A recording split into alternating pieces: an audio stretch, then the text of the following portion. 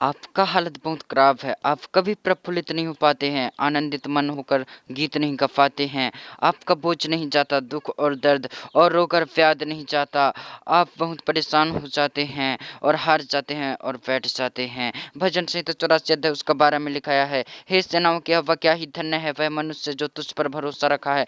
आज आप खराब हैं, आज आप खराब स्थिति में हैं, उसका कारण है आपका भरोसा किसी और पर है, आपका भरोसा परमेश्वर पर से हट गया है, इसलिए आप बुरे हैं, आप गलत हैं, आपके जो स्थिति है खराब है। और जब आप यहोवा पर भरोसा रखेंगे तब आप अच्छा हो जाएंगे, आपका हालत अच्छा हो जाएगा जब आप यहोवा पर भरोसा रखेंगे। लिखाया है भजन संहिता 84 अध्याय 11 में, क्योंकि यहोवा परमेश्वर सूर्य और ढाल है, यहोवा अनुग्रह करेगा और महिमा देगा, और जो लोग खरी चाल चलते हैं उनसे वह कोई अच्छी वस्तु रखना छोड़ेगा। आज हर व्यक्ति अच्छा चीज पाना चाहता है, कोई अच्छी वस्तु रखना चाहता है तो वह थक जाता है, पर उसे अच्छा वस्तु नहीं मिल पाता है, अच्छा चीज नहीं मिल पाता है, क्योंकि उसका चाल अच्छा नहीं होता, ईमानदारी का चाल नहीं होता, इसलिए वह घटी और कमी में पड़ जाता है। पर जब आपका चाल अच्छा होगा, परमेश्वर के सम्मुख ग्रहण योग्य होगा, तो वह परमेश्वर आपसे अच्छी वस्तु रखना छोड़ेगा, बल्कि अनुग्रह करेगा और महिमा देगा, क्योंकि वह परमेश्वर शांतिदाता परमेश्वर है, अनुग्रह करने वाला परमेश्वर है। भजन संहिता 64 अध्याय 8 में लिखाया है, मेरा मन तेरे पीछे लगा चलता है और मुझे तो तू अपने दाहिने हाथ से थाम रखता है। आज परमेश्वर व्यक्ति को नहीं थामता, अपना दाहिना हाथ बढ़ाकर किसी को सुरक्षा नहीं देता, थोड़ा बहुत थोड़े लोगों को सुरक्षा देता है, पर हर एक व्यक्ति को दाहिने हाथ से थामे नहीं रखता, क्योंकि उस व्यक्ति का मन परमेश्वर के पीछे लगा नहीं रहता, किसी दूसरे देवता या किसी दूसरे चीज पर लगा रहता है, इसलिए परमेश्वर नहीं संभालता। पर जब आप यहोवा की ओर अपना मन लगाते हैं, उसके पीछे आप चलने लगते हैं, तो वह परमेश्वर दाहिने हाथ से थाम रखता है।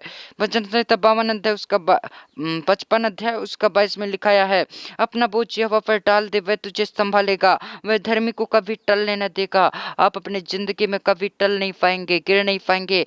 जब आप धर्मी हैं तो परमेश्वर आपके बोझ और दुख और दर्द को ले लेगा और आप अच्छे रह पाओगे। भजन संहिता 55 अध्याय 17 में लिखा है, सांझ को, भोर को, दोपहर को, तीनों पैर में दुहाई दूंगा और कराहता रहूंगा और वह मेरा शब्द सुन लेगा। यहाँ पर राजा दाऊद बड़े विश्वास और भरोसा के साथ कहता है, सांझ को, दोपहर को, सुबह, तीनों पहर मैं कराहता रहूंगा, मैं पुकारता रहूंगा और हाँ, परमेश्वर मेरा शब्द सुन लेगा।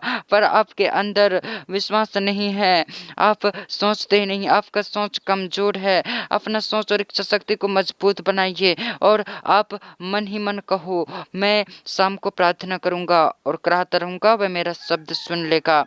भजन संहिता 56 अध्याय 4 में लिखा है, परमेश्वर की मदद से, सहायता से मैं उसके वचन की प्रशंसा करूंगा। परमेश्वर पर मैंने भरोसा रखा है, मैं नहीं डरूंगा। कोई प्राणी मेरा क्या कर सकता है?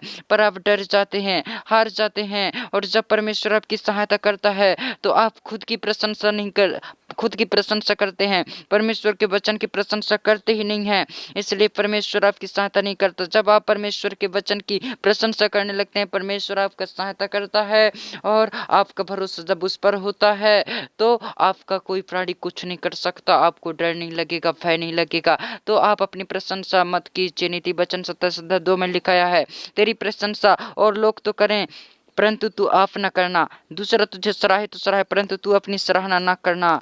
इसलिए खुद की रक्षा कीजिए, परमेश्वर के वचन की प्रशंसा कीजिए, खुद की प्रशंसा और खुद की सराहना, खुद की बड़ाई मत कीजिए, परमेश्वर की बड़ाई और प्रशंसा कीजिए, क्योंकि वही बल देता है और वही आपका और मेरा ढाल है। उस पर जब आप भरोसा रखते हैं तो सचमुच आपको सहायता मिलता है। राजा दाऊद को सहायता इसलिए मिलता था क्योंकि उसका भरोसा परमेश्वर था। वचन संहिता 28:7 में लिखाया है, यह वह मेरा बल और मेरी ढाल है, उस पर भरोसा रखने से मेरे मन को सहायता मिली है, इसलिए मेरा हृदय प्रफुल्लित नहीं है और मैं प्रफुल्लित है और मैं गीत गा गा कर उसका धन्यवाद करूंगा। आपका भी हृदय प्रफुल्लित होगा और आप भी गीत गाकर उसका धन्यवाद करेंगे, क्योंकि वह आपका और मेरा बल है, ढाल है। कब है? जब आप उस पर भरोसा रखते हैं। जब आपका भरोसा परमेश्वर होगा तब वह आपका बल और ढाल होगा और आपका मदद करेगा, और उसकी सहायता जब आपको मिलेगा तब आप आनंद से प्रफुल्लित हो जाएंगे और गीत गाकर उसका धन्यवाद करेंगे। प्रभु आप सबको आशीष दे। इस वीडियो को हर उस मसीह व्यक्ति तक पहुंचाइए जो दुख और दर्द और रोग और व्याध में है। उसका जीवन आपके शेयर के द्वारा बदल जाएगा और हमारे प्रयास का हिस्सा बनिएगा। प्रभु आप सबको आशीष बने।